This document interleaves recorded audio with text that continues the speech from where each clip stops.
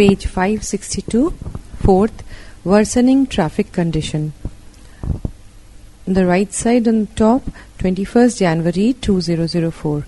Left side, the editor, comma, the statesman, comma, Kolkata 700001. Sir, different persons often propose to introduce more minibuses and buses for relief of the commuters, but they overlook certain important issues. The city roads, which constitute barely 6% of the total area, are grossly inadequate for any addition to the fleet of transport. The overcrowded streets are gradually becoming narrower because of encroachments by hawkers, whose numbers are daily increasing. Unless this problem is solved, any attempt to increase the fleet will be futile. Any solution of Kolkata's transport problem depends on three factors: a check on the hawker menace, construction of more traffic-bearing roads, and expansion of the metro system to include a few east-west corridors. Yours faithfully, in the brackets, Mrs. Geeta Sen. 16B, Suren Roy Road, Kolkata 700027. Fifth, on the role of the police in tackling rowdyism. The editor, The Telegraph, Kolkata 700001. Sir, the responsibility of the police has increased manifold, with unrest and violence spreading over to industrial, social, religious, and educational spheres. They are often asked to bring peace in the affected areas. People turn violent over flimsy issues and destroy public and private property. The police are required to tackle sensitive and explosive situations on the spur of the moment, for which no time for preparation is available. They are to act promptly and also have to be careful not to hurt anyone's sentiments. Police action will also be subjected to criticism, as different groups of people will look at it from different angles. Despite that, the police must uphold law and order and act promptly. However, constant vigil is necessary to prevent an excessive use of their power. Yours, etc., Chandan Singh Ganguly. Damdam Cantonment, April 16th, 2004. Page 563. Sixth, complaining about the poor telephone services. The editor, The Statesman, Kolkata, PIN number. Sir, this has a reference to the report 500 phones dead at Havra 67 exchange. In your daily of 27th March, as a subscriber, I feel this is the worst managed exchange in the country. Telephones remain dead for years according to the area manager's own confession.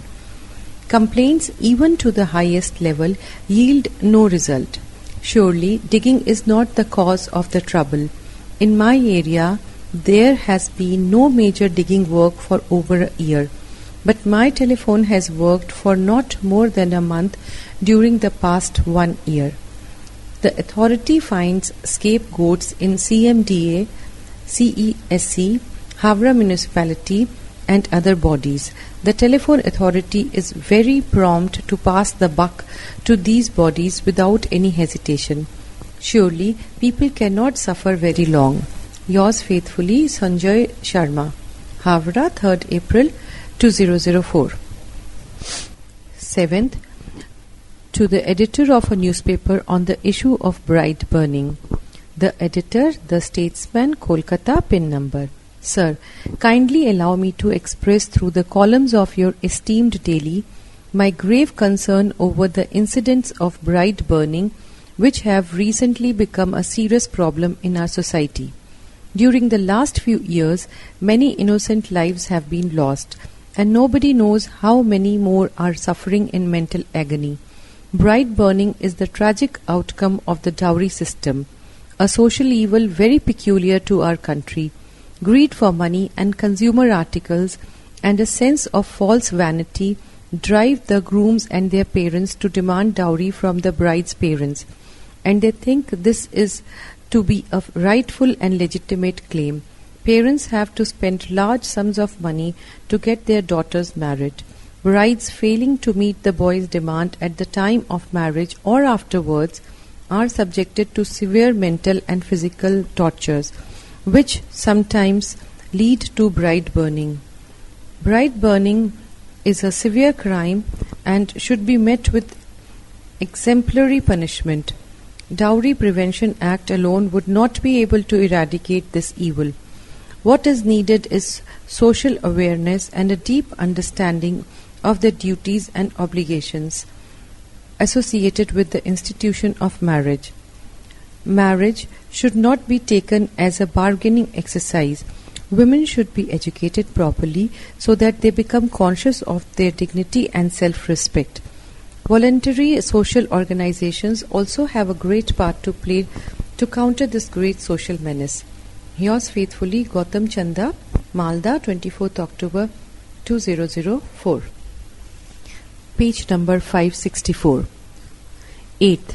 Advocating the continuance of education through mother tongue. The editor, The Statesman, Kolkata, pin number. Sir, education should be imparted through mother tongue. Students can easily learn a lesson delivered in their vernacular. It not only quickens the students' imagination but also develops their power of original thinking and understanding. Cultivation of the mother tongue has been seriously neglected by imposition of English on us. It has discouraged all zest for learning. Instructions through a foreign language results in defective assimilation of the subject taught.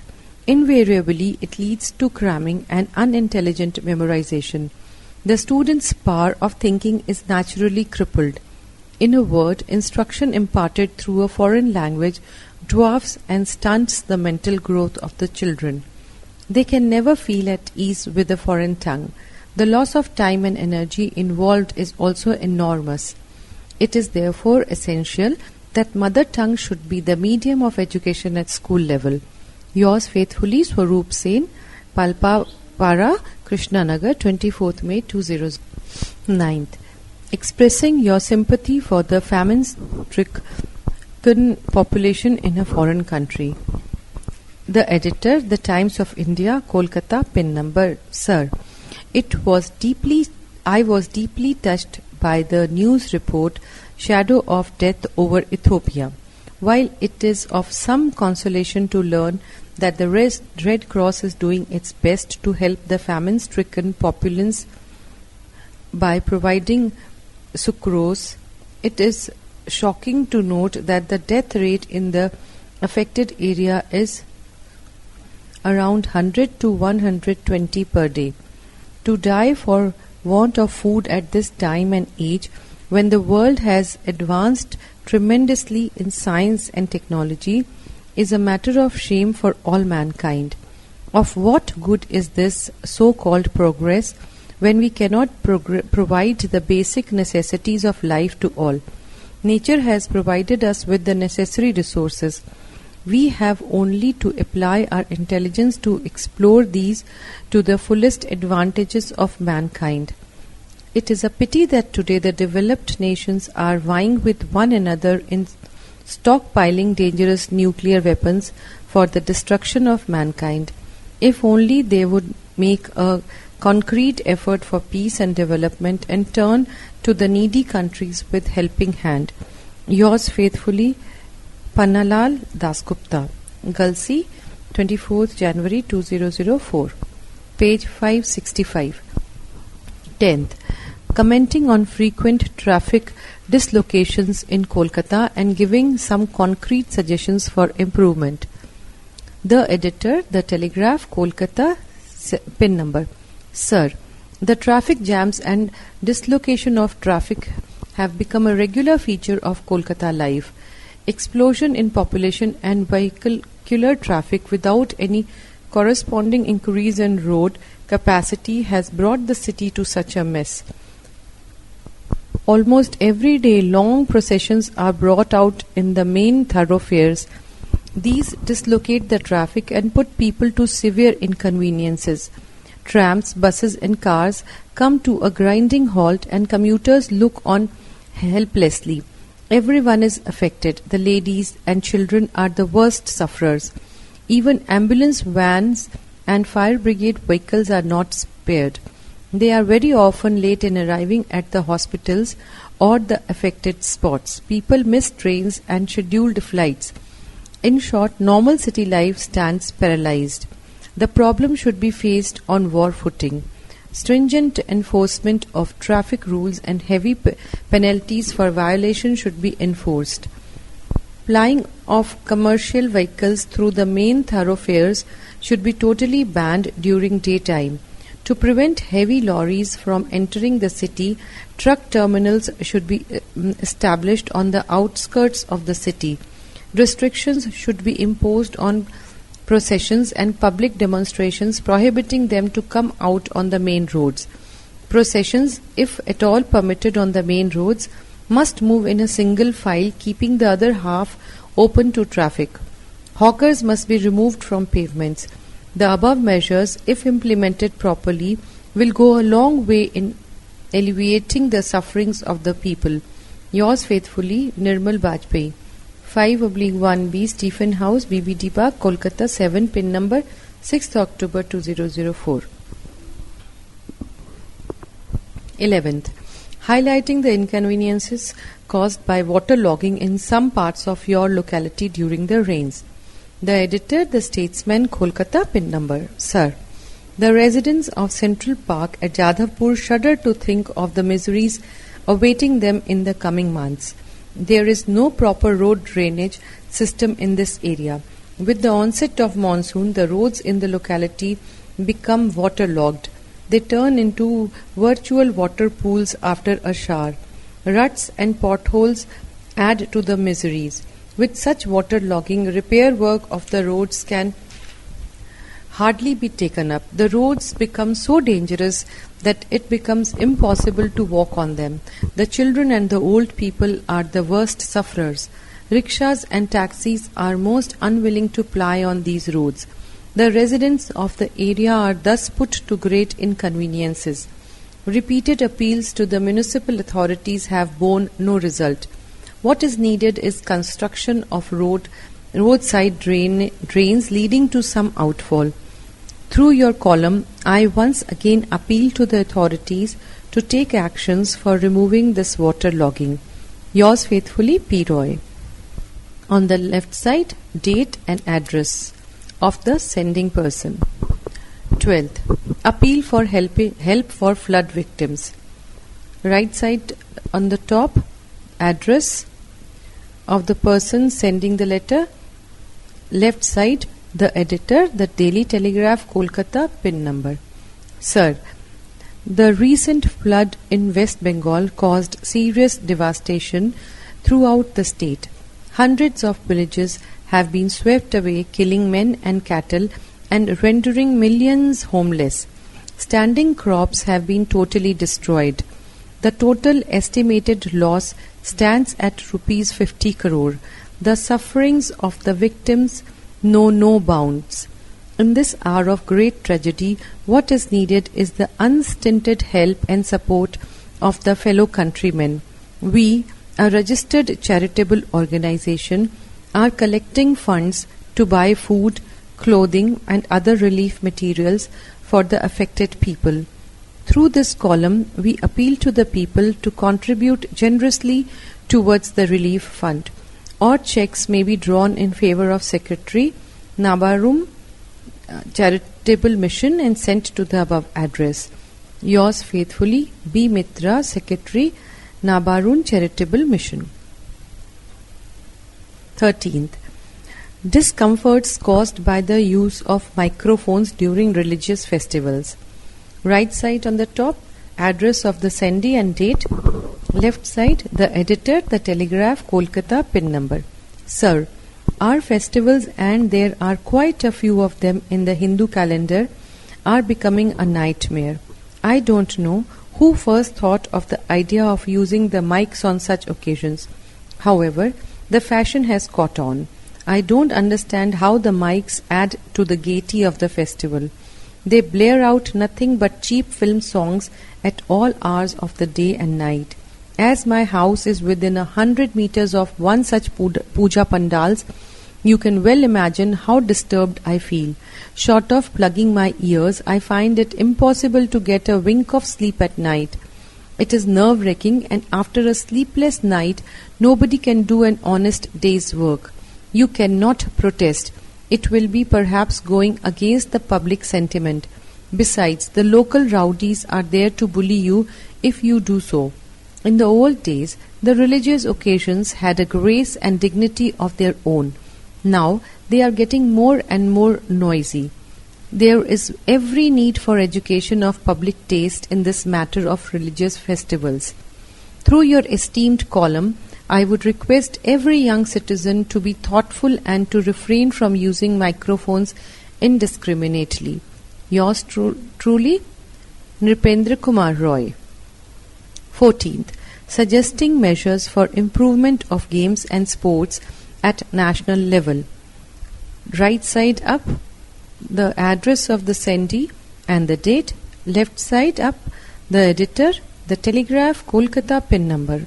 Sir, the last Olympics had once again proved that our sportsmen are behind international standard.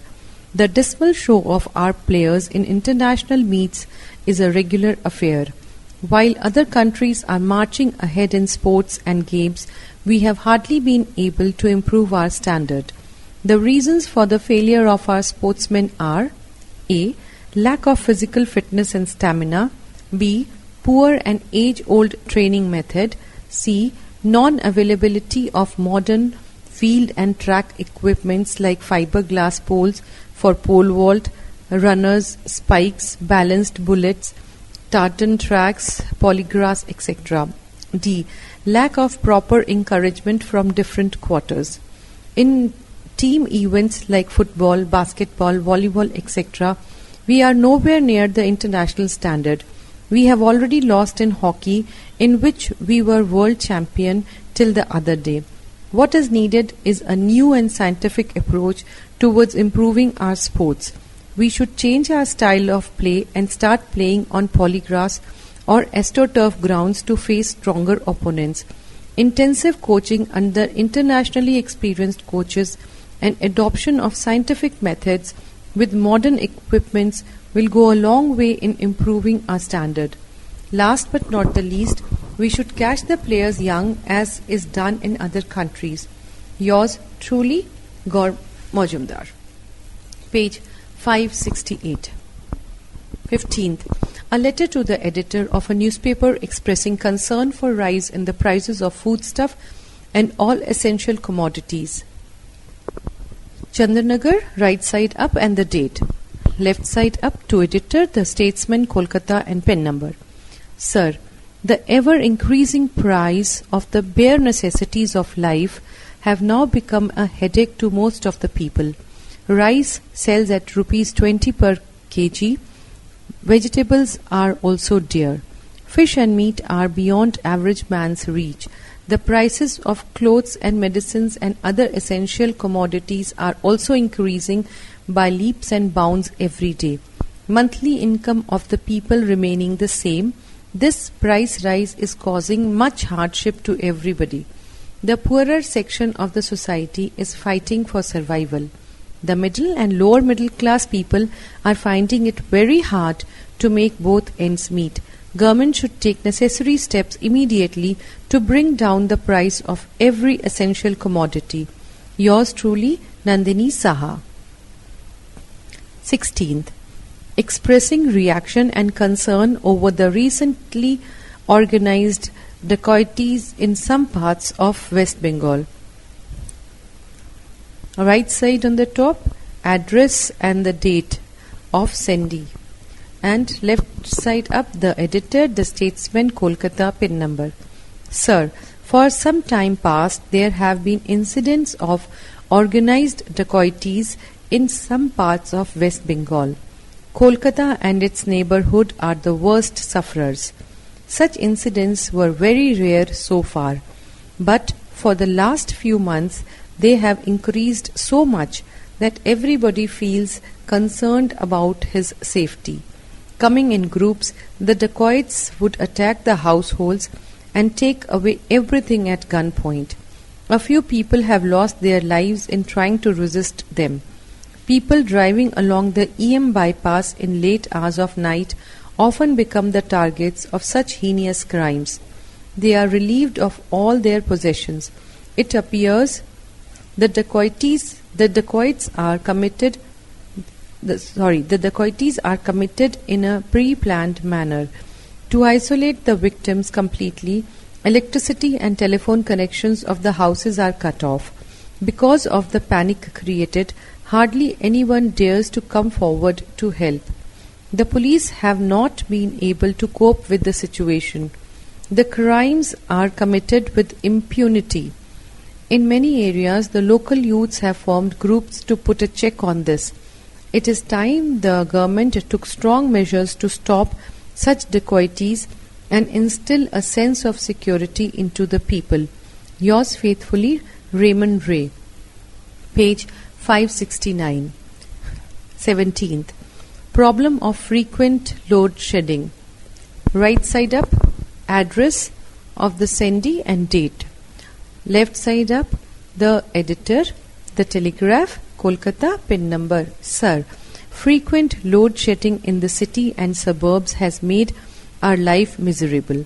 Indiscriminate power cuts over wide areas for hours together have become a daily feature nowadays. There is hardly any area which is not affected by it. Houses, shops, factories all reel under the staggering load shedding. The whole industry is paralyzed. Students and teachers are the worst sufferers. We have learnt to cook and eat in darkness, study and do all the necessities of life in the dim candlelight. How long are we going to suffer? Are we sliding back to the dark age? It seems we are heading towards a great calamity. It is high time the government took suitable measures to restore normalcy. Yours faithfully, P. N. Ray. 29th. Report to newspaper. First, the prize day at Bhimpur. The 40th prize-giving ceremony of the local high school was held on Sunday, the 16th April 2004, under the presidentship of Shri R. C. Chatterjee, M.A., PRS, member of Syndicate, Calcutta University. The big school compound was tastefully decorated with flags and festoons. The elites of the town mustered strong on the occasion. After the election of the president, the headmaster read his report, which showed all-round improvement in the affairs of the school. Then followed an interesting program of recreation and physical feats by the boys of the institution, which kept the audience spellbound by their excellence. The president then gave away the prizes, which included several gold and silver medals. Next came his speech, in which he earnestly pleaded for parental cooperation and betterment of the pay and prospects of teachers as much more important than any reform in the administrative machinery. Turning to the boys, he laid particular stress upon the necessity of discipline and obedience for the building up of character, and urged them to be firm in purpose, progressive in outlook, and charitable in views. The function came to a close late in the evening with a vote of thanks to the chair proposed by the headmaster. Second, a daring robbery at Sunthalpur. Sunthalpur, 5th March. A daring robbery was committed in the late hours of the night on the 3rd of this month at the house of Sri Sharat Chandra Day, a merchant of the place. A remittance of rupees 50,000 came to him the previous afternoon. The news of this must have got out somehow. At about 3 a.m., Sri Babu's wife was roused from sleep by a noise outside the house. Before she could realize what the matter was, a number of men broke open the door, bound her and her husband hand and foot, and compelled them at the point of the dagger to give up the key of the iron safe. Fortunately, there was nothing valuable there on that particular night except the money referred to, so the net loss is not much to the family. But both the husband and the wife are confined to bed on account of the mental shock they received. The police have taken up the matter and are making vigorous inquiries, though no arrest has yet been made. Page 570. 30th. Complaints and petitions. First, problems of anti-socials in your locality. The Superintendent of Police, Vardhaman. Sir, for some time past, a band of anti-social elements have been operating in this area with impunity. They are usually active in the late hours of the night, holding up and robbing unwary passers-by. The other day, a gentleman travelling in a rickshaw was seriously assaulted and disposed of his wristwatch and the purse. Sometimes these ruffians travel in cars and break into houses situated in the outlying areas. The people of this area have become panicky. Several complaints have been lodged with the local police station, but it appears that the police have not yet been able to cope with the situation. I hope you will please realize the sense of panic and anxiety with which we are passing our days, and would take suitable steps for dealing with these antisocial activities at an early date. Yours faithfully, S.P. Sen, 4th July, Chotanilpur. Second, about insanitary conditions of our locality. Address on the right side up and the date, left side up the chairman, Srirampur Municipality Post Office, Srirampur. Sir, we would like to draw your attention to the present insanitary conditions of our locality. This locality, having about 50 houses, does not have any regular system of scavenging and cleaning by the municipality staff. There are no dustbins worth the name, and as a result, heaps of garbage and rubbish are thrown on roadsides and are scattered throughout the area. The drains are not cleaned for days together. The scavenger hardly appears, and the rotten garbage goes on accumulating. The nauseating stench all around makes our life miserable and tells upon the health of the residents. In fact, there have recently been a few instances of sickness, and the accumulating filth certainly has a big part to play in it. We feel that a little action from your end will go a long way in removing the unhygienic condition. What is needed is a few dustbins and regular arrangement for scavenging and cleaning the drains. We hope you will kindly look into the matter and take an immediate measure and save us from the ordeal we are put to. Yours faithfully, P.K. Roy, S.M. Ghosh and 40 other residents of Sitatala. Third, about non-receipt of a money order. Address, the Postmaster, Regent Park Post Office, Kolkata. PIN number. Sir, I sent a money order for rupees 200 only from your post office on 4th June last to my son, Sri Sunil Roy, a student of B.E. College, Post Office, Botanical Gardens, Havra. The receipt number was 3012. I am sorry to learn that though 2 months have passed, the money has not yet reached him. This sort of postal irregularity makes it very difficult for him to meet his expenses. I request you to inquire into the matter immediately so that the money order can be traced and payment made to the addressee without further delay.